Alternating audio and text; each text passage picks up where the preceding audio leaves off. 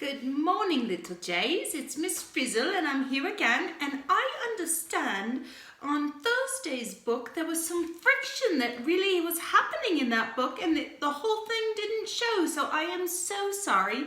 And I'm sorry that I didn't get to sing my birthday song to Gavin McNeil. Gavin, I will be singing to you at the end of today's story, okay? So I'm really glad to see you. I missed you this weekend.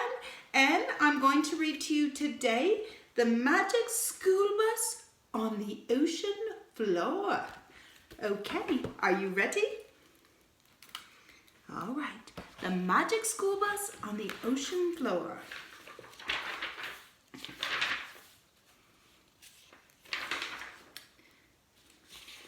Hold on.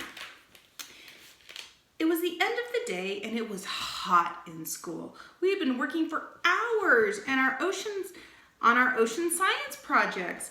All our work made Miss Frizzle very happy, but it made us very tired. Now, wow, it's hot today. Not Miss Frizzle's dress. Yeah, it's cool, man.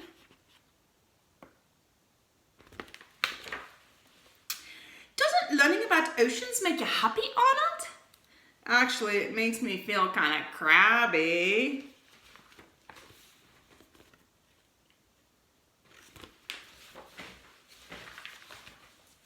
We were putting the finishing touches on a display about how ocean animals swim when someone said, "I wish we could go swimming." Miss Frizzle looked up. Without warning, she said, "As a matter of fact, children, I've been planning a class trip to the ocean for tomorrow." Everyone cheered. Sometimes having a weird teacher isn't so bad. Did she say ocean? Where we can swim and play? Is she serious? Don't ask, just pack your beach bag.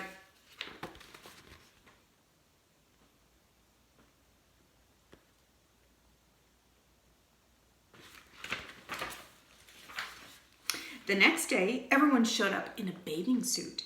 We boarded the old school bus and Frizzle started the engine. We were ready for a day of fun in the sun.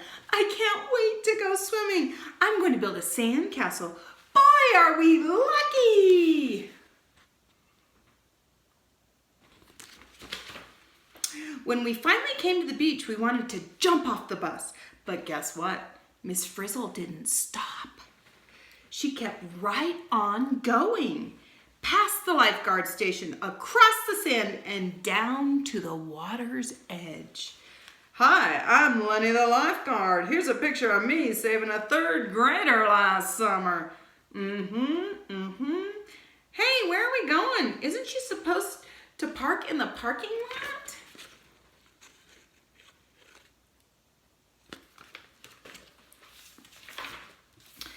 "We are now in the intertidal zone," said Miss Frizzle. "That is the part of the shore that is covered with water at high tide and undercovered at low tide."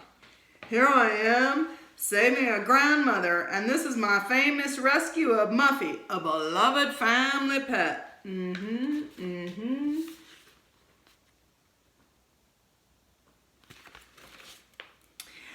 Out the windows, we saw tide pools, puddles of water left on the shore. When the tide goes out, we were hoping the Frizz would let us out, but no such luck. She kept driving full speed ahead. She said we were going to the beach. No, she didn't. She said we were going to the ocean. I guess she really meant it.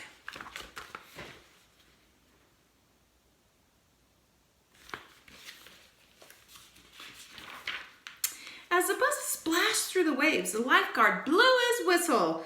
Frizzle didn't stop. He came rushing out to rescue us. "Pardon me, please. I have to rescue a school bus." A breeze makes little ripples. A strong wind makes larger waves.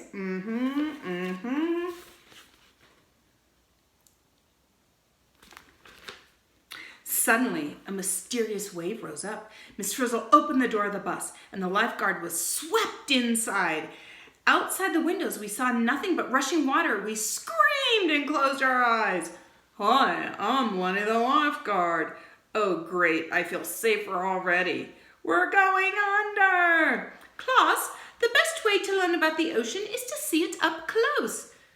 Not this close.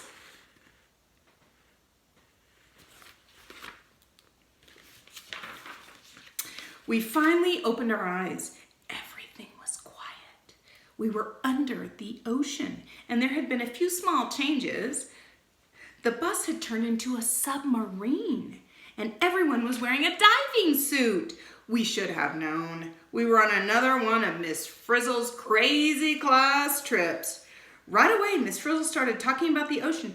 We are now passing over the continental shelf, she said. That's the area that stretches from the shore to where the water is 400 to 600 feet deep. No, don't worry, kids. I'll save your lives. That's my job. Maybe later. Miss Frizzle's just getting started. Nothing can stop her now. Class, the water is getting deeper and deeper. Ocean science is too deep for me.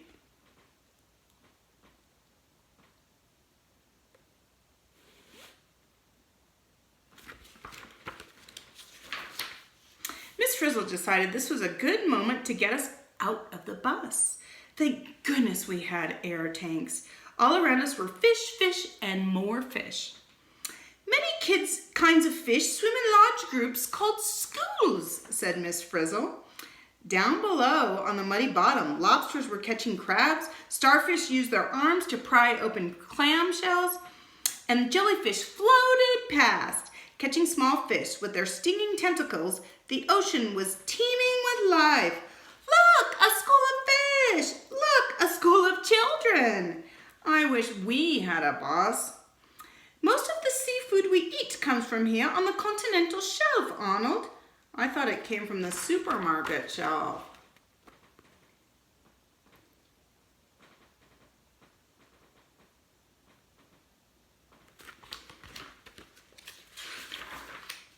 Miss Frizzle said there was life in the water we couldn't even see. She pulled out a microscope and made us look at seawater. Under the microscope, we saw strange creatures. Girls and boys, said Miss Frizzle, these tiny living things are called plankton. There are two kinds of plankton, children. Some are plants and others are animals. Wow, a plankton animal is eating a plankton plant. Oh, yummy.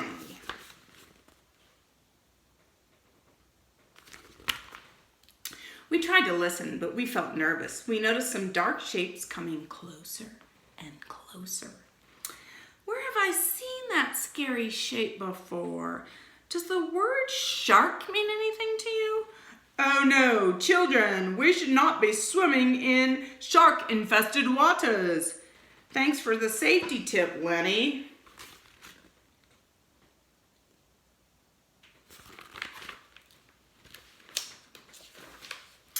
Oh no, the shapes were tiger sharks. Miss Frizzle told us not to worry. She said most sharks will not eat people. The number of people killed by sharks every year is very, very small, said Miss Frizzle. We panicked anyway. Humans are not the main diet of tiger sharks, but they may attack if humans are nearby. Oh no, we're nearby. Then an enormous whale shark slid by. Whale sharks never hurt people. They eat nothing but plankton, said Miss Frizzle. The giant shark swam down and we went along. We were leaving the continental shelf, following a steep cliff called the Continental Slope.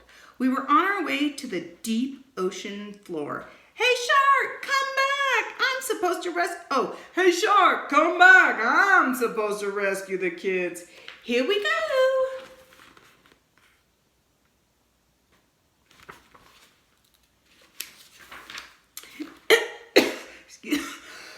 Excuse me. After a while, the whale shark swam away, but the frizz kept going down. The water was bitter cold and pitch dark. Sunlight could not shine down so deep. Miss Frizzle switched on her flashlight and she swam to the bus. We noticed that it hadn't changed again. We noticed that it had changed again. We're not afraid of the dark. Are you, Arnold? Who, me? I love the dark. The dark is my friend. Can we go home now?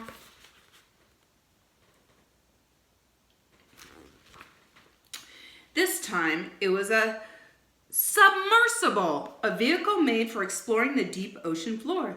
The pressure down here would crush an ordinary submarine, Frizzle explained, and she drove all the way to the bottom. There was not enough food here for large animals, Miss Frizzle told us. Most deep-sea fish are tiny. The deep ocean floor was as empty as an underwater desert. Those tiny deep-sea fish can glow in the dark. They have their own special light, not just as fireflies do on the land.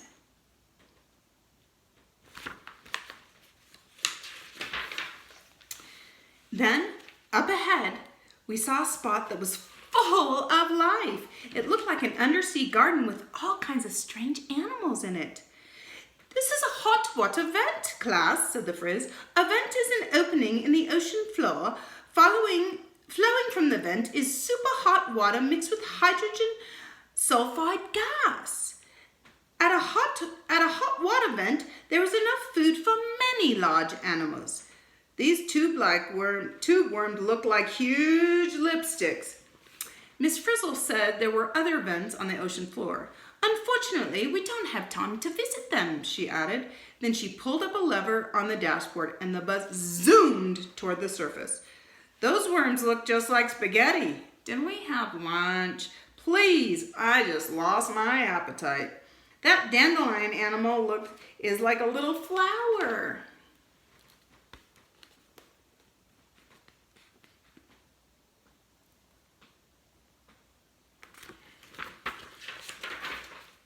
Soon, we were motoring over the open ocean toward a sun-drenched island.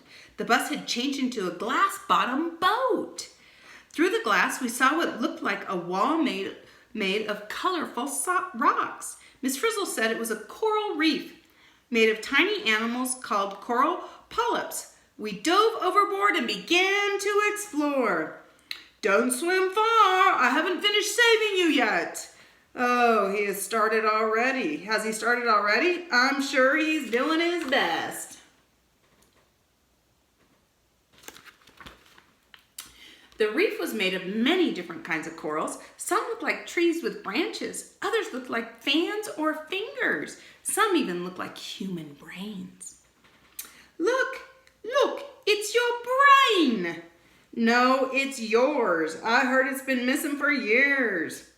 Brain coral is not really a brain, children. It just happens to look like one.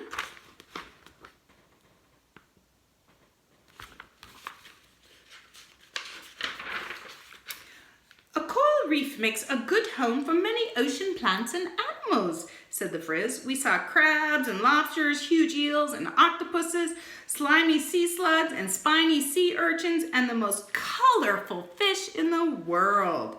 Too soon, Miss Frizzle said it was time to go. No one wanted to be left behind, so we all climbed aboard. Frizzle stepped on the gas, and the bus chugged away from the coral reef. Smile, everyone. I always knew I was a star. Today, many coral reefs are in danger. People can help save them. It took thousands of years to build this reef. Please don't break it or pollute it. Be careful of our home. Don't worry, kids, we'll soon be home. Which way is home?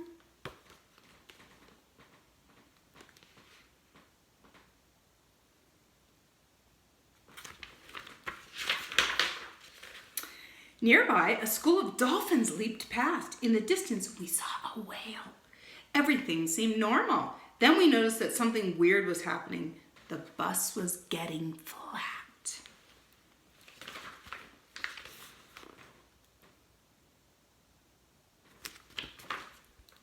As usual, Miss Frizzle was the only one who stayed calm. She drove us to an ocean current and we were swept along in the fast-moving water for thousands of miles. After a while, we saw our beach again. Tell me, kids, is your bus always like this? Well, it's never been a boat before and it's never been flat before, but otherwise it hasn't changed. Keep your balance, class.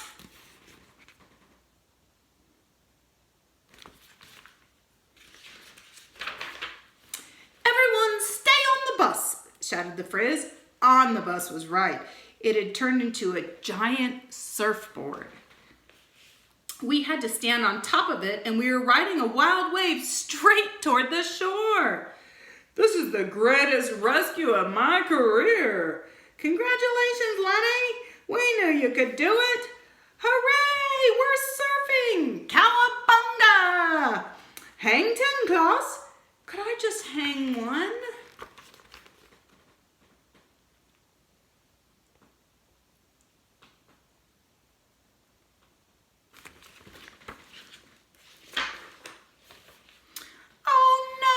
It was a giant wipeout. The whole class went under. The next thing we knew, we were washing up on sand.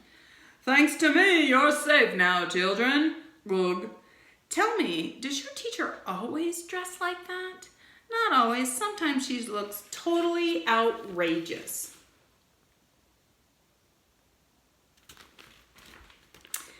Our diving suits were gone, and the bus was its old self again. There it was, sitting in the parking lot as if nothing had happened. We thanked Lenny for everything and hit the road. Could you take a picture, please? I've never saved a whole class before. Okay, everybody smile and wave.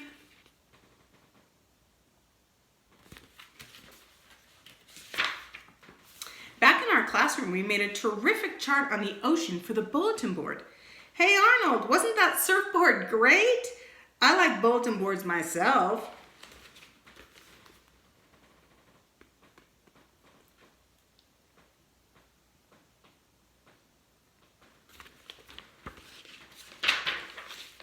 By then, we were definitely ready to go home. Thank goodness it was Friday. After that class trip, we really needed a weekend off. I'm exhausted and my dad's taking me to the beach tomorrow. Don't worry, it's supposed to rain. Phew. Uh-oh, look at her dress. Don't worry, dinosaurs aren't around anymore.